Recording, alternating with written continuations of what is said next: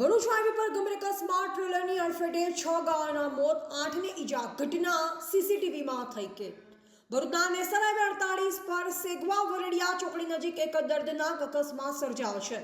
બનેલ ઘટનામાં એક મહાકાય ટ્રેલરે ગાયોના ટોળા સાથે અથડામણ કરી અકસ્માતમાં 6 ગાયોના ઘટના જ સ્થળે મોત નીપજ્યા છે.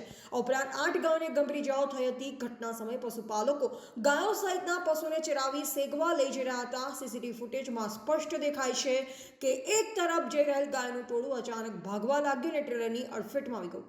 અકસ્માત બાદ ટ્રેલર ચાલક ગભરાઈ વાહન મૂકી ભાગી ગયો. જોકે તે પછીથી ભાલેજ પોલીસ મથકે હાજર થયો હતો. પશુપાલક ગબરુ રયાભાઈ લામકા ભરવાડે ટેન્કર ચાલક વિરુદ્ધ ફરિયાદ નોંધાવી છે. પોલીસે સીસીટીવી ફૂટેજ આધારે વધુ તપાસ શરૂ કરી છે. રિપોર્ટર પુરોહિત સુરેશ, જિલ્લા બ્યુરો, ભરૂચ.